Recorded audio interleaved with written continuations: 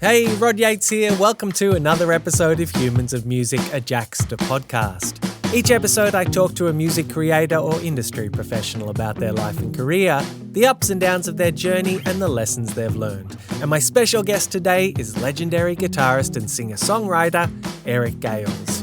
Say what you like about Eric, but the man is dedicated to the cause. When I caught up with him in January, he was in Bogota, Colombia, and he'd had several surgeries that day, including dental work. He was most definitely in pain, but he was absolutely determined to do this interview.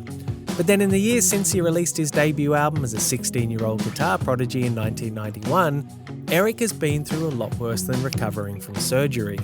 Prior to getting sober 5.5 years ago, he spent decades in the throes of drug addiction, ending up in jail and almost dying a number of times, all the while watching the success many had predicted for him as a teenager go down the drain. But now he's back, he's sober, and he's just released the album of his career in Crown, which was co-produced by Joe Bonamassa and Josh Smith. It's been a wild ride to get to this point, as you're about to find out.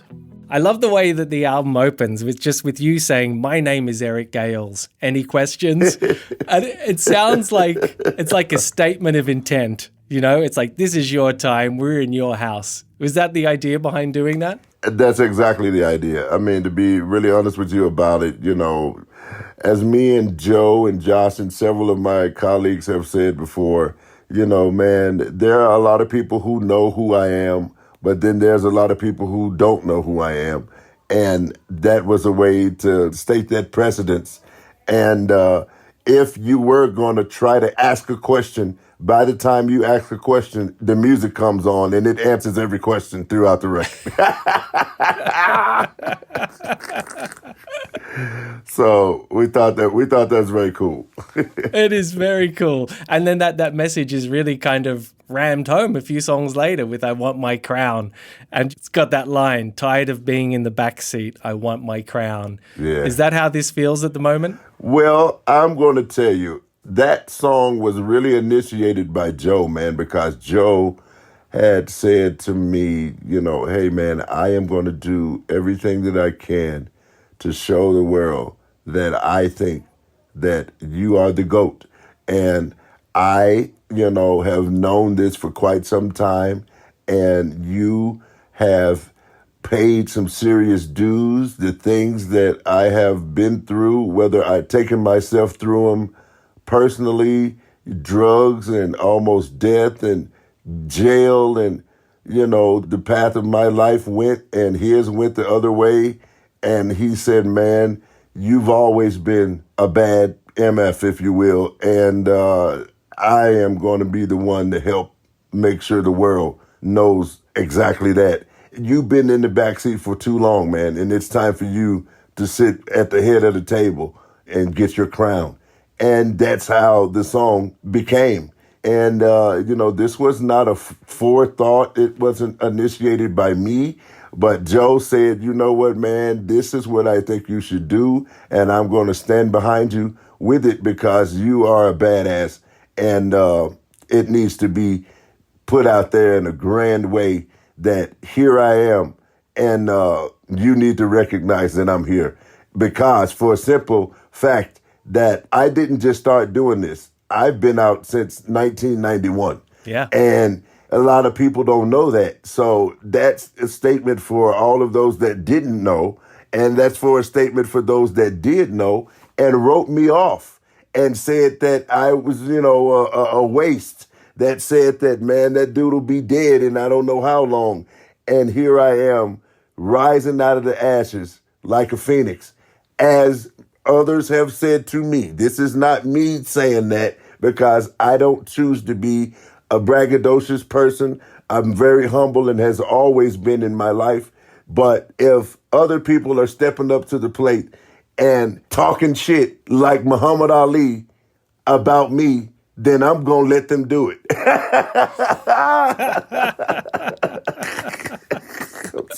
All in fun and humor to me. You know what I mean? All in fun and humor, if you will. Yeah. You mentioned having people writing you off. Were you ever concerned that you may not be able to make it back? Did you ever share those concerns or listen to those people? Yeah, 5 or 6 times I almost killed myself. And the magnitude of this record is very, very powerful. But what I am very determined is to make sure the world at least get a glimpse of the backstory of what it took to get where I am. You know, a lot of self torment, a lot of self doubt. I walk past mirrors. I wouldn't hang mirrors up in my home for about 20 years because I didn't want to look at me. You know, it was a lot of stuff that I couldn't understand for the life of me, you know, and still don't understand sometimes. How am I here? How am I here? But then on the other hand, I know exactly how I'm here, you know, and for the longest, I thought that my purpose in life was playing the guitar and playing my music, and realized, no, that's not really my main purpose. My main purpose in life is to show everybody that will pay attention and everybody that will listen that I have been through the fire.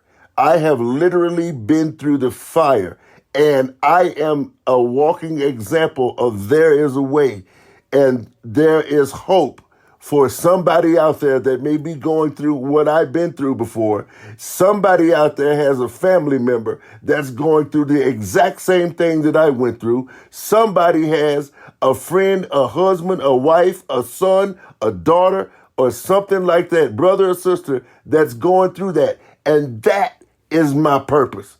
That is my purpose. Playing my music and playing the guitar, that's a byproduct. That's a just so happen. But what I found out after all these years, especially that I've lived and I survived, and I just celebrated 2 days ago the 5.5-year mark of being clean and sober. That is my main purpose, to tell my story so people understand that you can come from all of the dark, deep holes that I myself came from. And then now that I tell my story, now I'm about to play about it, about why, and I've been through everything that I've been through. Because I don't want someone to see me for the first time and just see this guy crying on stage, because the tears roll down my face when I play, and I cannot help it. So I explain my story at the beginning of the show of what I've been through so they can see why all of these emotions come out of my body and how all of this passion comes flowing out of me, and how all of this power comes from a person or an entity that's much bigger than me that give me this. So now I need you to understand that whole picture. So by the end of the show, you will feel as though that you have been on a Magic Kingdom ride through Disneyland, Disney World, Waterland, all the other ones by the time that the show ends and everyone walks out of this theme park with a smile on their face. Boom. Amazing, amazing. That was good. That was good, yeah. So when do you think you came to that realization that this is what you're here for? Not so much guitar playing. Guitar playing is a byproduct, but you want to help people with your story. When did you realize that? Man, within the first 6 months of me getting clean, the fog clearing away, my vision becoming clearer. And, you know, the first 6 months of realizing that I don't have to be afraid of if I am going to be able to play without being high. Am I going to be able to reach heights that I thought I was reaching when I was high that I don't know if I can reach being clean? Not knowing that I reached heights that I'd never reached before being clean, then I was high. And man, it's so raw and uncut, the power that's tapped into for me by a clear mind that I had been tarnishing for years. I mean, I thought that I was playing some dope stuff, you know, and some of the best stuff while I was high. Man, I'm telling you the truth, man, it pales in comparison to the rawness that I am able to tap into with nothing in the way. And that was a very powerful revelation for me, because at first when I got into this sober journey, I was afraid that I was not going to be able to feel what I thought was the best feeling in the world to me while I was high and, up for 3-4 days and high on 3-4 different drugs at the same time. And you know what I'm saying? And out of my mind. And I thought that was the best feeling in the world. I wish you could have been a fly on the wall to see when I realized that, man, dude, this energy that's happening right now, it is so unmatched to anything that I've been called myself trying to make happen. Right. Fictitiously. Yeah. I can't be more raw and uncut with this interview that I'm giving you right now. But then I believe that's what you want, is it to be raw and uncut. Absolutely. So I think that within the first couple of months, I begin to realize, dude, this is something else. And then within 6 months of playing out on the road, I start to tell my story of, man, you guys, such and such. I'm early in this journey, but in about a month, all goes well. God say the same. I'm about to celebrate 6 months clean and sober. You know what I mean? And the crowd would go crazy. And I would tell them my story and everything. And the crowd, they would start crying at the beginning of the show. And it was just exhilarating. And I'm like, man, this is the purpose. So there could be potentially somebody in that audience that will leave my show a different way than they came. You know what I mean? Yeah. And not just by the music, but by what I said to them. And that's power, man. That's power that you don't even need for the guitar first, but you throw the guitar in there afterwards. Oh man, that's a 1-2 punch right there, man. I'm sorry, man. I mean, no. I'm sorry, bro. I'm sorry. Not at all. Nothing to apologize for. It's fantastic. It's fantastic. I do want to... Thank you, man. I do want to talk to you more about that journey, but I just want to also put it in the context of the new album, because the album starts with the song Death of Me. And the first line is, if I could go back in time, have a talk with me, I would try and change my mind. Is everything you've told me, is that what inspired that lyric? Absolutely. The whole entire lyrics in that song. If I could go back in time and have a talk with me, I would try and change my mind and show me what I need. Knock that chip right off my shoulder so you just can't see. So someday when you're older, you'll have your sanity. Keep hanging on. There goes a young man's dream. If you don't learn from your mistakes, you're going to be the death of me. I mean, those are some profound, I'm talking to the younger me. And if you, as a younger me, don't get yourself together, you going to be the death of me as an old man. Yeah. I mean, I would not exist if I'm not able to have the conversation with myself as a younger person to tell myself. It's just, I thought it was some profound writing on this whole part. And just how the writing came about, I was talking to Joe and I would be just telling him, sporadic parts of my journey and my life. And Joe just said to me, Eric, don't stop talking because my phone is recording right now everything you're saying, because it is great material that we're going to write about in this record. And that's how 90% of this record came about, by simply me having a conversation with Joe. And then, we get with James House and Kev Moe and Tom Hambridge and all of those cats, and my wife LaDonna as well. And we construct the lyrics for, this record, man. And even all the way to, like I said, you probably heard before, this record began to start being written the day after George Floyd died.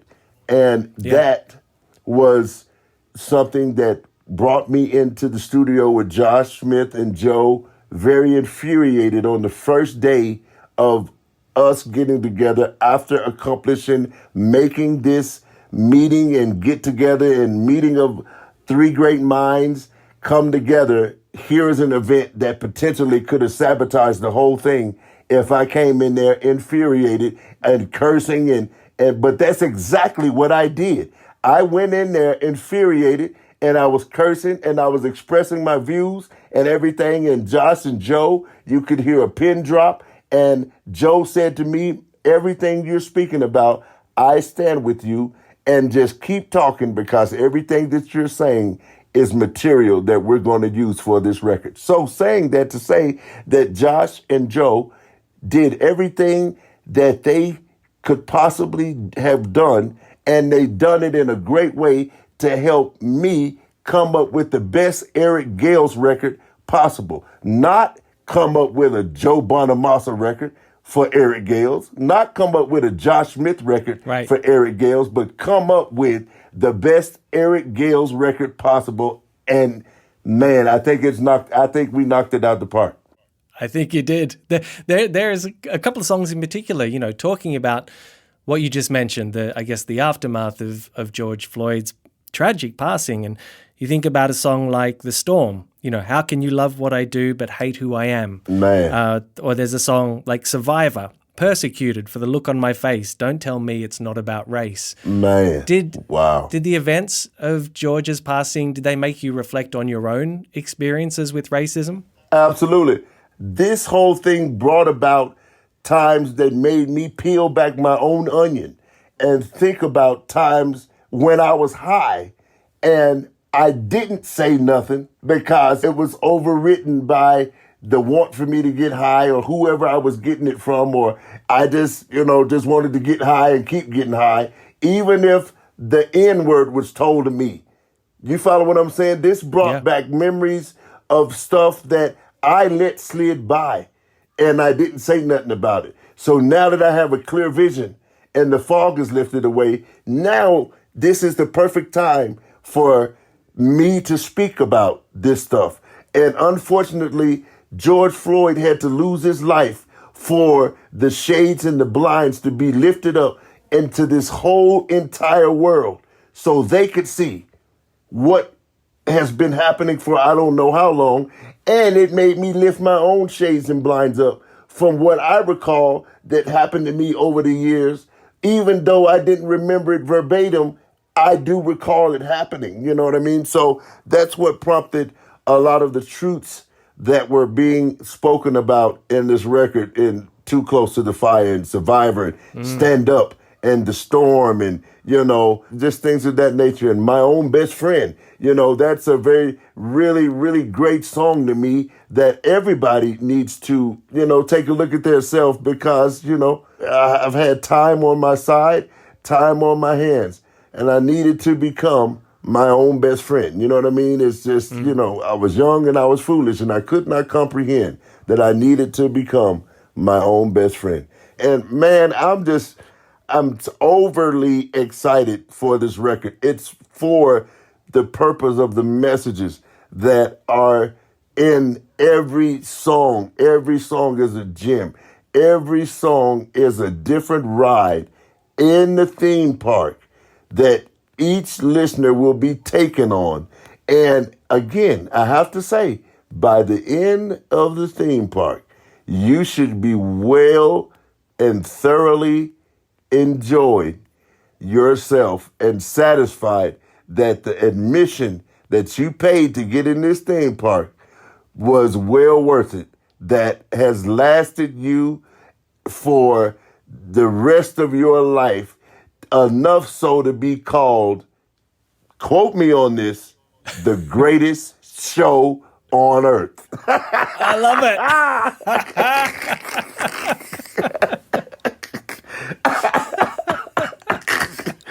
Oh my God, man. I'm just, I'm sorry, No, it's great. I think it must have been an incredibly emotional album to record. And I think I've read that in between takes, vocal takes, you would have to stop sometimes to cry and to get it all out. Is that what happened? That's exactly what happened. You've done your research, and that was precisely what happened every day of recording. It not only happened in doing vocals, it happened while just tracking the music. And an insanely deep few days that we were all engaged in to the studio and all putting our hearts, minds, and souls into every single note, every single beat, every single breath that was involved in this record, man, that everybody came in there to help Eric Gales make the best Eric Gales record possible and help me speak about things that were important to me.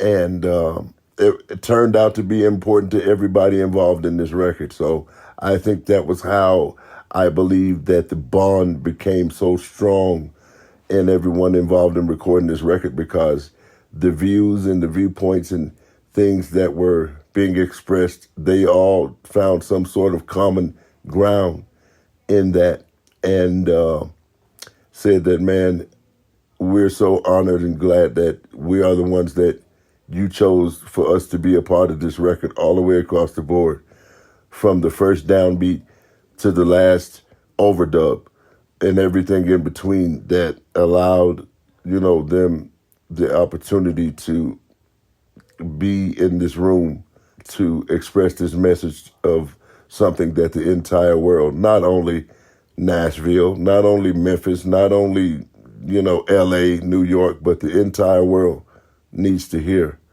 And we can't wait for it to come out, because that's exactly how we want the world to receive this newborn baby that has come from the fruit of our loins.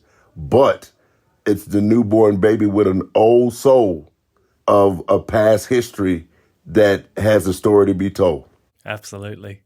So I want to take you back all the way to the start of your musical journey. When you started picking up the guitar around the age of 4, I believe, and you'd also been tinkering with the drums as well. And you have quite a big musical pedigree in your family. I believe that your grandfather played with Muddy Waters and Howlin' Wolf, and your brothers and your cousin are also very involved in music. Was it natural for you to gravitate towards instruments and music? Absolutely. I mean, first of all, you've done your research very, very well, because everything you just talked about was pinpoint accurately right. You've got the background history nailed down to a T. And to answer your question in short, yes, it was quite natural that this purpose in life, as far as playing music and in being involved with music, was something that was dropped in my mother and father way before I was born.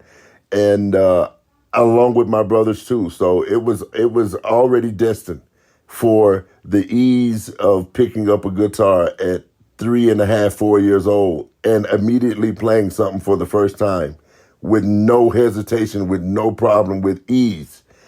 There's no way that was not already, it was already dropped in there. You know what I mean? So when you're that age, what are you possibly playing? Man, believe it or not, being the youngest of 5 brothers, I was being turned on to all of the stuff that my older brothers were listening to.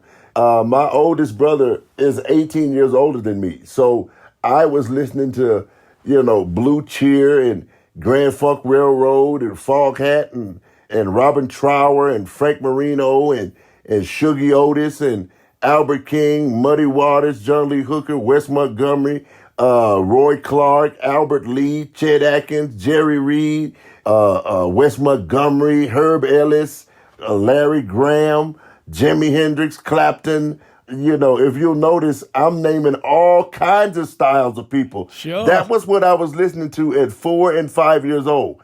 Stevie Ray, Eric Johnson, all of them cats. So plus, I grew up in the church. So I had a nice melting pot of a bunch of different things. And I was listening to my own generation. I was listening to hip hop and R&B and rap and everything else. So, man, I can't help but be influenced by everything. And you hear so many different styles and variations on a record of mine because I'm influenced by all of this stuff. Of course, I could go and put out a just old traditional 1-4-5 blues record, but at core, that wouldn't be the full potential of who Eric Gales is and the objective of how you are wound up inspired by a century of people before you is for you to show how it impacted you, for you to do it your way. And the thing is, why would a person go and buy an imitation of something when they can go a few rows down in the record store and buy the real thing? My brother taught me that at 5 or 6 years old, so that stayed with me. And it's not meant to be negative. It's just for the point to be, you have your own DNA. You have your own fingerprint. So somewhere in there, you should throw your own fingerprint on top of everything that you, man, look, you would think that I rehearsed this message. You would think that I've been listening to Joel Osteen or somebody.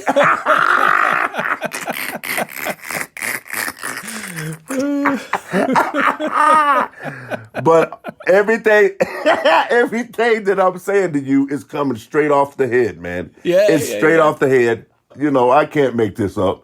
And I can't believe I'm having this much fun after I've had 4 surgeries today. This is just ridiculous to me. I don't understand it. But hey, man, maybe that in itself, of what I just said, also is an inspiration to somebody to know that this guy is sitting here in pain after having 4 surgeries today, but having one of the best interviews that I've had in my entire life with you on this thing. And I'm very honored and privileged to be able to have a platform to do so. I appreciate it, man. Thank you, Eric. I appreciate you as well, particularly after the day you've had, so thank you. After the break, Eric talks about his time in jail, his decision to turn his life around, and his excitement about the future. Welcome back to Humans of Music and my interview with Eric Gales. Your brothers seem to be really influential in your musical upbringing. You just mentioned them there and the music they played you, but I believe one of your brothers would also take you to gigs when you were underage, and you'd see people like sure would. Eric Johnson, Albert King, Stevie Ray Vaughan. How old were you? Yeah. And do you remember when you left the venue, did you just leave with like a fire underneath you just to practice? Let me answer the last question first. Yes, I absolutely left with a fire, and I didn't go to sleep until 3 days later because I would be so highly inspired by going and watching Albert King and Eric Johnson. And I was, at the time, I would say I was 10, 11, 12 years old, not even the age to be in the club because I was with my older brother. They let me in. So oftentimes I was, would go and I would leave so full of inspiration, man. And my brother would turn me on to Stevie Ray Vaughan record, or Frank Marino record, or Robin Trower record, and I would be like just blown away. And I would stay up 3-4 days in a row because I would be so inspired, and I would be afraid to move or go to sleep because I didn't want to forget what it was that I learned. So I'd wake right up and go back to playing it again. And that's just how it was, and just having the opportunity to have that sort of upbringing and have, that sort of inspiration and drive in life was one of the biggest, I think, contributors to who I am today. So, I mean, obviously that hard work paid off because you get your first record deal at 15 and the Eric Gales Band record comes out at 16. One of the things I think is amazing is that even though you had that record deal and you did those, and then you would go and play shows on the weekend, you still turned up to school on the Monday, even though you had a record deal. I did. Why was that important to you?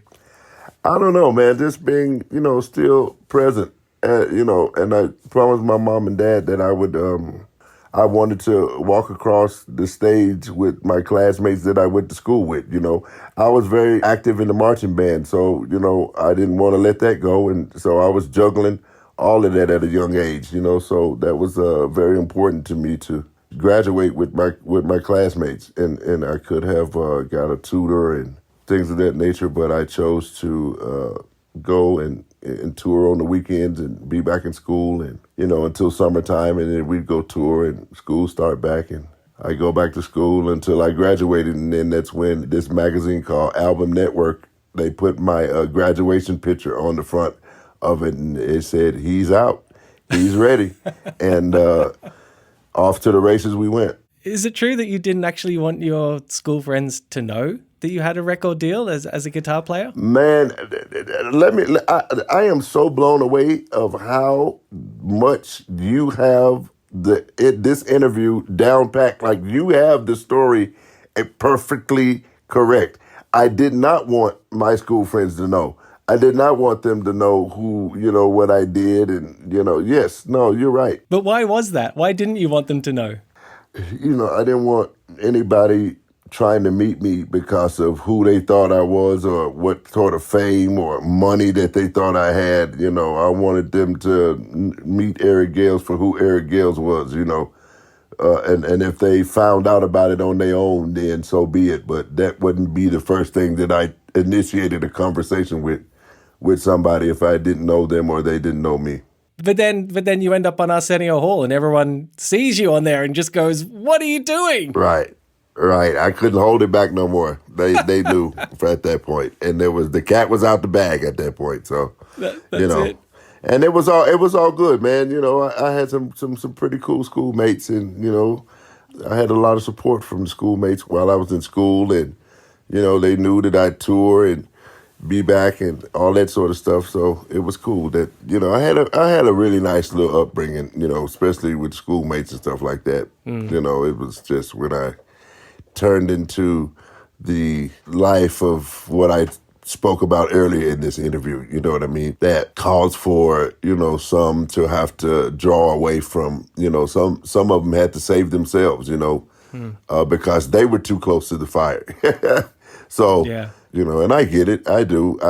Sometimes you have to watch from a distance and pray for, somebody that you care about and, and just hope that they don't die in the process. And here I go. I didn't die in the process. Thankfully. I mean, that I guess descent into drugs seems to have happened in your late teens. And you've said that it wasn't the music business that drove you that. It was the fact that you wanted to be a people pleaser. Mm-hmm. Who are you trying to please by getting into that world? There's just, man, a lot of the street people that I was hanging out with. If you had street credit, you were somebody, you know what I mean? And I began to lose sight of the fact that I was somebody already prior to that.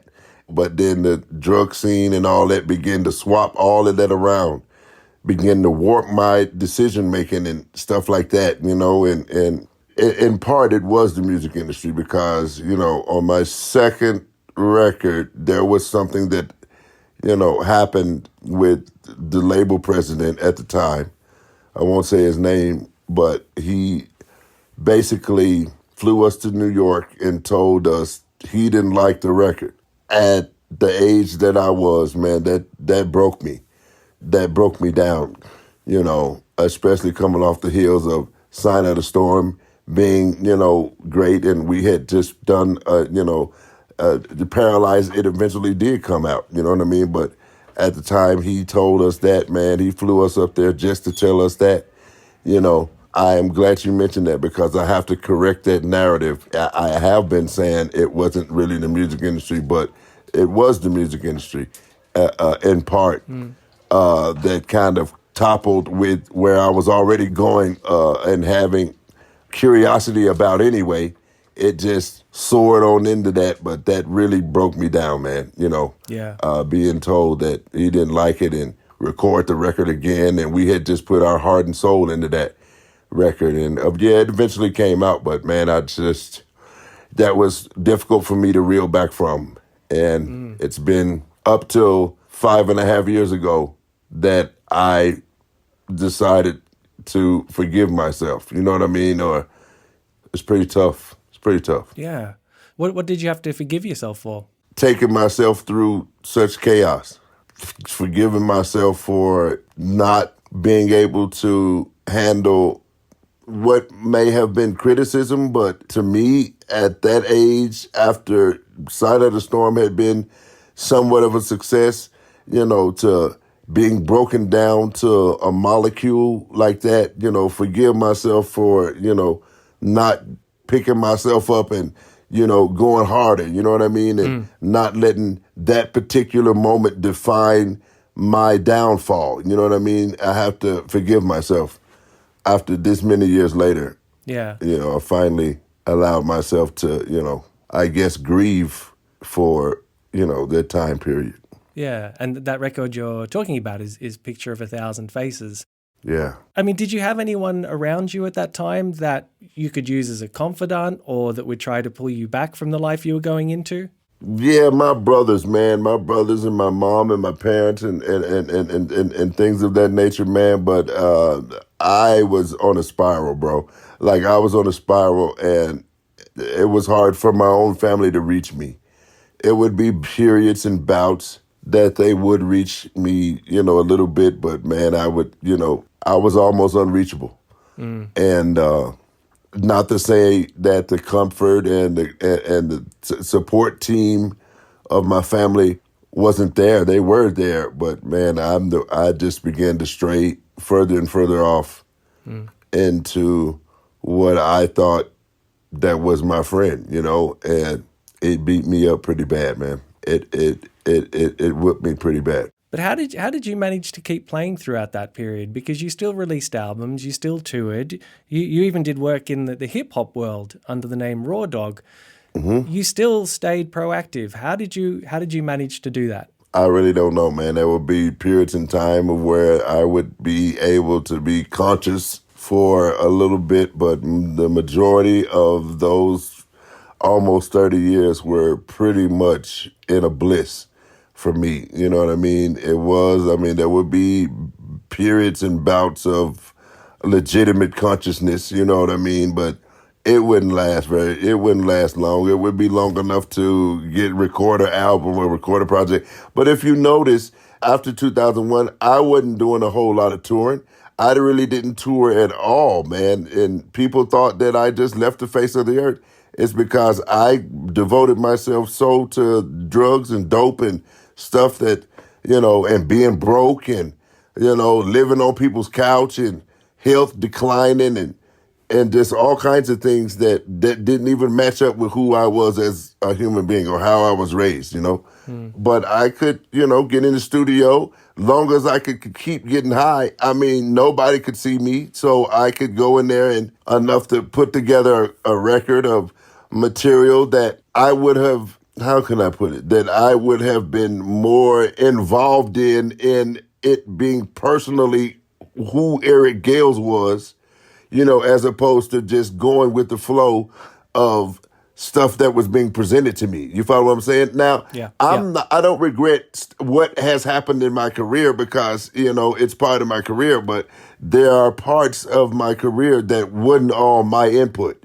And, it was just trying to get whatever advance I could to do whatever. And I wasn't necessarily doing any touring, but since 2010, well, I was doing some of the Hendrix tours prior to that, but not like really touring on my own, but since 2010, 2011 is when I really began to, even though I was still getting high, but I was beginning to still be more reliable and more, that's when it started for me. Right. Around that time period of where I broke out of this shell of 98 to, 2001 to, you know what I mean? And just not really being present in the touring world or whatever, man. And now, I feel like I'm an unstoppable machine.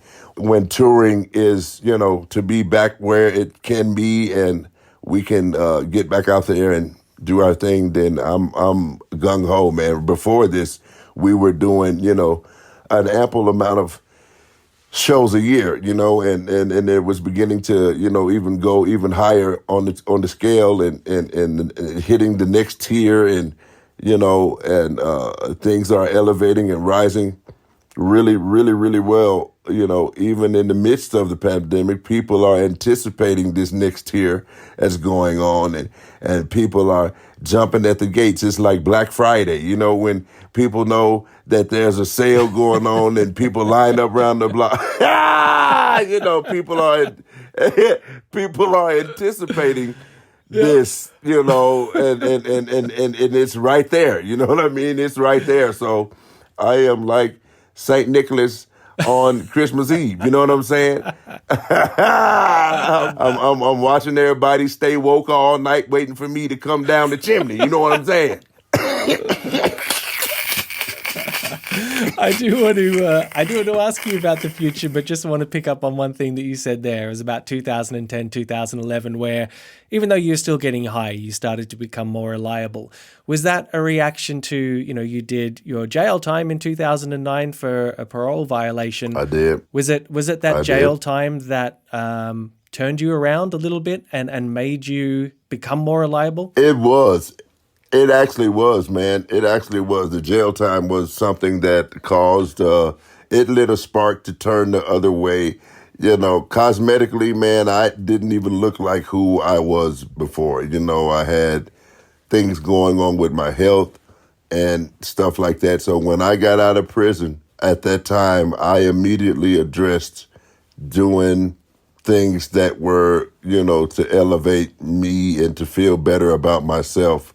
And once I'd done that, I think that was the beginning step for me to, start trying to, even though I was still getting high, I made a baby step toward the direction to the good in my mind. You know what I mean? Yeah. I didn't take the full step, but I took a step toward the other way. And sitting in jail somewhere that, everybody around me would say, man, you being in here looks like you a fish out of water. And, just would sit in that 2-man cell and, I would be on the bottom bunk looking up at the other bunk and I, would several nights say to myself, man, ain't no way. What happened that I had to have conversations with the big man upstairs, to, kind of make it through on a, daily basis sometimes to just try to keep sane and not lose what little bit of mind that I thought I had left, Yeah. And which turned out that I had a bunch of mind left because here I am a little over 5.5 years and, clicking on all cylinders with one of the most beautiful, gorgeous women that the world could ever have created. And, hey, man, I can't believe it, man. And things are going great. And I'm sitting here feeling like, I got to say that one more time, I'm sitting here feeling like, it's Black Friday and everybody waiting on Crown to come out. That woman that you mentioned, the LaDonna. Yeah, I'm sitting here looking at her right now. But she is actually helping, she is being the great wife that she is and helping nurse me right now because I am, again, in a very uncomfortable position, to say the least, from the surgeries and stuff like that. But she's never left my side, man. And yeah, I didn't mean to cut you off, but you was asking about her. Not at all. And look, we're almost done as well, so I'll almost leave you to recuperate. But I just wanted to ask you about 5.5 years ago when you finally got sober. You mentioned earlier that you had to have some conversations with a higher power when you were in prison. And obviously LaDonna has been an incredible influence on your life. Yes. Is it those two, is it LaDonna and your religion that you credit with helping you get sober, or is there something else? It's LaDonna, and you are almost correct. It's LaDonna and my spirituality. I would rather say spirituality than religion, because the state of religion is not, I don't know how, I'm not going to talk bad about it. I just would rather be more engulfed in a spiritual life. Sure. As opposed to, oftentimes religion has a way of making one that has a belief about one thing feel as though that they're totally wrong and they're castigated. And at the end of the day, who's to say who's right or wrong in whatever religion that they believe in? Everybody's religion feels as though they're the right one, and sometimes when you get wrapped up into all that, it can make you stray away from it because of this quote unquote competition that don't supposed to be. But if you have a spiritual life, religion ain't got nothing to do with it. You know what I'm saying? Yeah. So, all of these religious different this and different that and this different that. You know what, man? Okay. It seems like I have or tended to have a little bit more peace about who the big man upstairs is simply by a conversation with him or her by myself without the middle man. Sure. The middle man. You know what I mean? So Yep. I'm not talking bad about religion. And I was raised in the church. I was raised in religion. I was raised in it. But, for one's own self to actually grow up in it and analyze it and see it through, other eyes or see it through an actual microscope or a telescope and just ask yourself some real questions about some things. The way that religion makes people, forces what is that denomination's belief down one's throat and that the others are not right is something that can turn one away from the higher power altogether. And that's not what it's supposed to be meant to do. Yeah. It's supposed to be meant to draw you closer. So spirituality does that when religion doesn't sometimes. Absolutely. So I know that I am in a very huge platform on this interview that I'm talking about right now. And I want to be very careful of not making it come across that I am talking negatively, but I am actually just giving my opinion of what I think that is Achilles' heel that is happening in the world of religion as opposed to spirituality. You follow what I'm saying? Understood. Completely understood. Last couple of things, Eric. I thought there was a really beautiful full circle moment recently because in 1991, you were voted Best New Talent in the Guitar World Readers Poll. And now recently, maybe even this month or last month, you're on the cover of Guitar World. You made it to the cover for the first time. That's crazy. What does that mean to you, given everything you've spoken about in this interview, the journey you've gone through, you've got the new record out, you're now on the cover, what are we talking about, 30 years after you were voted Best New Talent. What does that mean to you? Dude, out of this whole hour we've been talking and I've had every word in the book to say to answer that question, I'm speechless. I'm speechless because I, even through everything that I've been through, have stayed true and near and dear to playing the guitar. And that's never went anywhere. So that leads me to believe that no matter what magnitude of talent or impressiveness, aura that you may have about you, it is totaled up by what seems to be the recognition or the work that you have done that the masses may know about you. When what about all of the unknowns that are seriously badass? And I'm about to say something that I'm going to stand behind. There are a bunch of unknown badass artists out there in the world that will chop the head completely off of a lot of artists and guitar players that are well known, but they don't have an opportunity to even have a paragraph mentioned in a magazine or spoken about. So I am speaking for that artist, which was me for the 30 years that you just spoke about. That was me. And look where I am now. That's why it makes me feel speechless, because people would ask me, wow, man, Eric, you're amazing. Why haven't I heard of you? It's still people that can say that now, but hopefully by the end of the run of the damage and the shit stains in the drawers of the walls of the music industry, that this record is going to do that's going to change that whole paradigm and shift that pendulum to go the other way, that will be something that people that knew or didn't know about Eric Gales and seeing him on this cover and finding out that this dude has been out since 1991 and was that artist that people considered unknown, wound up on the front cover after all those many years. But I never swayed from the guitar player or artist that I was the whole 30 years. Mm-hmm. But however, the cosmos, sometimes it's the luck of the draw. Sometimes that is your turn. Yeah. And 30 years ago, it was my turn. I was best new talent. I was all kind of awards. I was in all kinds of magazines and such, this and this and that.